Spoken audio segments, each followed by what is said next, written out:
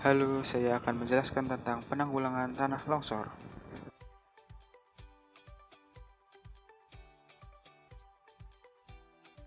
Perkenalkan, nama saya Hafiz Firdaus dari Prodi Psikologi Universitas Sarjana Wiyata Taman Siswa. Telah terjadi bencana tanah longsor di Desa Legok Jasem Serumulyo, Bendungan Bantul.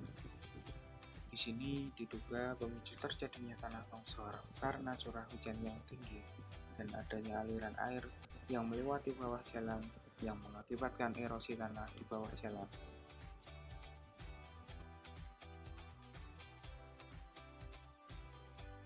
Apakah kalian tahu apa itu tanah longsor? Tanah longsor adalah perpindahan material pembentuk lereng berupa batuan, bahan rombakan, tanah, atau material campuran tersebut bergerak ke bawah atau keluar lereng. Kenapa tanah longsor bisa terjadi?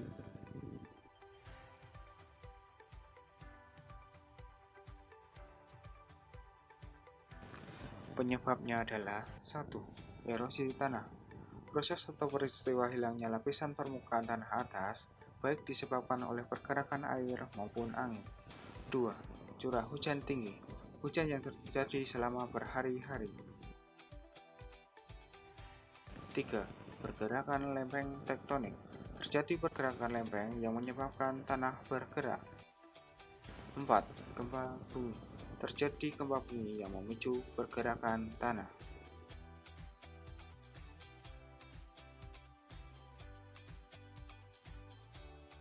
5. Gelombang air laut. Air laut yang mengikis material pada pinggir pantai. 6. Rapuhnya bebatuan atau tanah. Kondisi batu dan tanah pada bagian bawah yang kurang kokoh tidak bisa menopang beban bangunan di permukaan tanah. 7. Penggundulan hutan. Hutan yang gundul tidak bisa menahan tanah agar tidak longsor dan menyerap air. 8. Kecuraman tebing.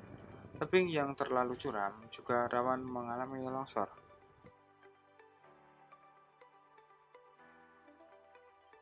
Siklus penanggulangan bencana tanah longsor. Siklus bencana tanah longsor dijabarkan menjadi 3. 1. Prabencana. 2. Bencana. 3. Pasca bencana.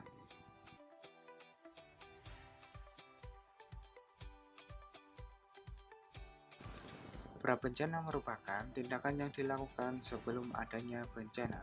Prabencana dijabarkan menjadi 2. 1. Pencegahan atau mitigasi.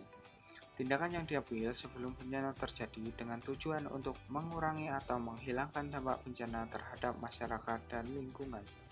2. Kesiapsiagaan. Tindakan untuk merespon jika terjadi bencana.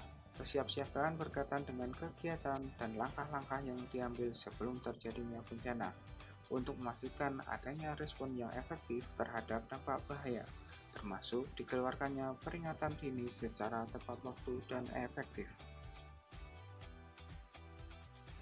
Pencegahan atau mitigasi dapat dilakukan seperti reboisasi, drainase, terasering, melihat tekstur tanah.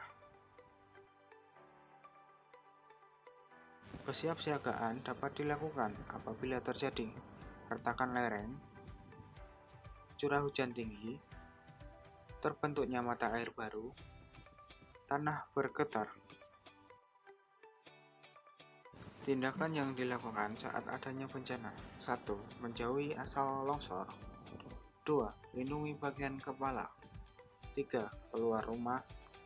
4. Perhatikan rute berlari. 5. Hindari bangunan kaca. 6. Berdoa.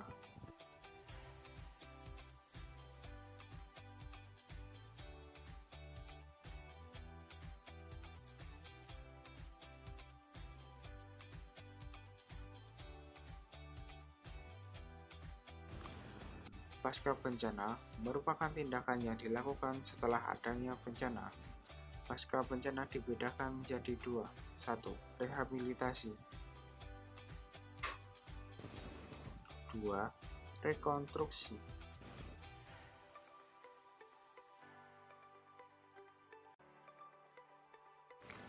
Rehabilitasi dapat direalisasikan dengan memperbaiki kebutuhan korban seperti aspek psikologis, logistik, tenaga, komunikasi.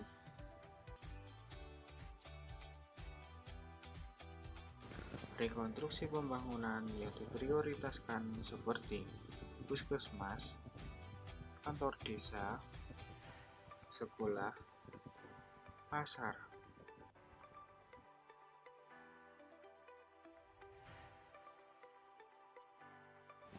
Dampak bencana tanah longsor.